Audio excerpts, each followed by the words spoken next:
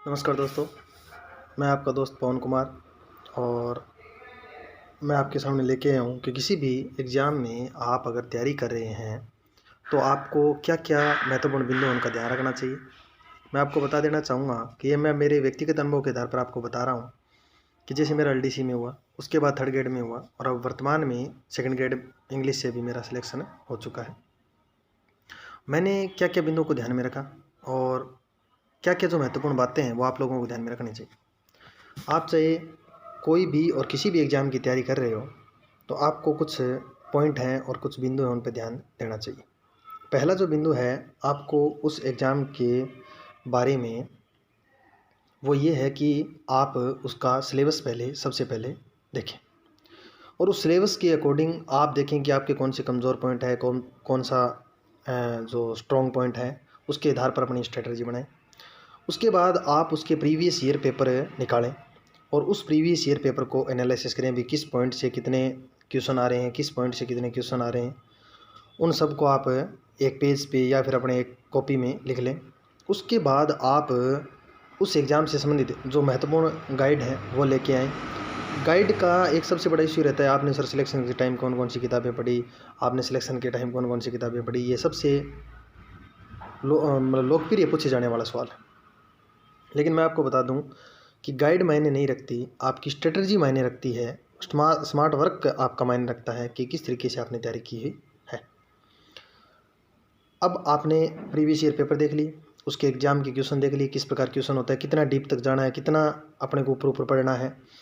फिर आप एक जो किताब आती है दिशा 2020 वो लेके आइए, राजस्थान इतिहास कला संस्कृति की और उसके साथ साथ भूगोल की, उसके साथ साथ आप भारत की भी उसकी किताबें आती है। अगर आपके लगता है टॉपिक या फिर आपके कोई भी सब्जेक्ट है भारत से संबंधित लगता है तो उसकी भी लेके आइए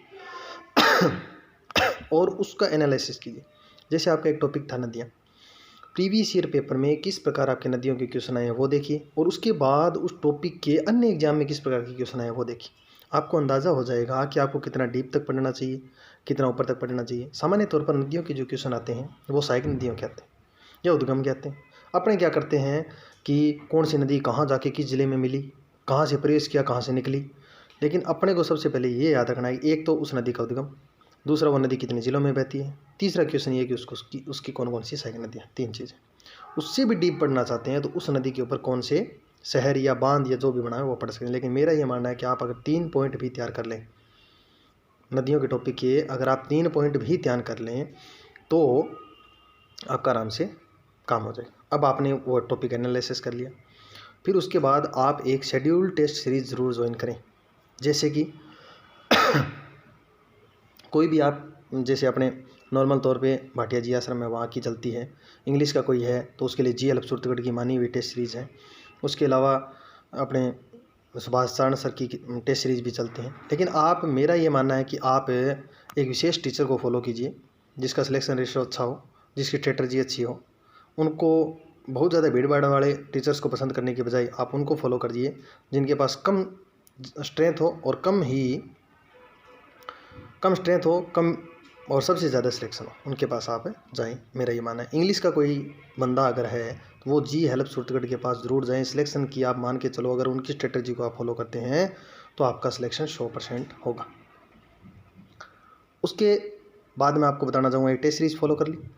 अब आप क्या करेंगे, उस टेस्ट सीरीज़ में 5 अच्छे टॉपिक दिए हुए हैं, उनको आप देखिए, उन टॉपिक को पढ़िए, एक बार 2 बार पढ़िए, उनके प्रीवियस ईयर पेपर के क्वेश्चन देखिए पहले, फिर उसके बाद दिशा 2020 से देखिए और उसके बाद उस टॉपिक को आराम से पढ़िए। उसके अपने शॉर्ट नोट तैयार करें। शॉर्ट नोट का मतलब ये है कि ऐसे नहीं कि शॉर्ट लिख दिया, नहीं। शॉर्ट नोट का मतलब है महत्वपूर्ण बिंदु जो आपको कठिन लग रहे हों, याद है वो तो आपको याद करने की जरूरत है नहीं, जो बचा हुआ है उसको लिखिए ताकि आपको रिवाइज करने के टाइम, पेपर के टाइम दिक्कत ना आए। अब आपने क्या किया, उसको टेस्ट दिया, टेस्ट में देखा कि अपना कौन सा बिंदु कमज़ोर है, उसको फिर आपको क्या करना है, दोबारा पढ़ के उसको स्ट्रॉन्ग करना है। एग्ज़ाम तक अगर आप ऐसे ही 3-4 बार पेपर जो अपने टेस्ट हैं वो देते जाएंगे तो आप देखेंगे कि आपकी तैयारी इतनी सुदृढ़ हो चुकी है कि आप अन्य लोगों को पछाड़ दें।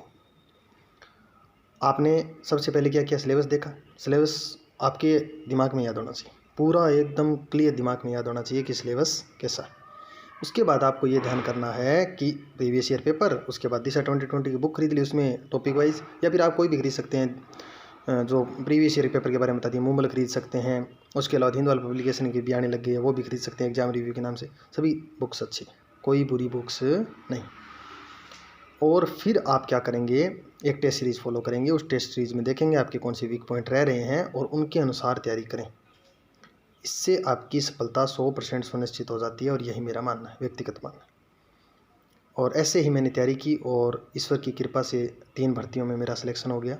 आगे भी ऐसे ही तैयारी करेंगे और छोटे छोटे वीडियो जो है मैं आपके लिए लाता रहूँगा। धन्यवाद, थैंक यू।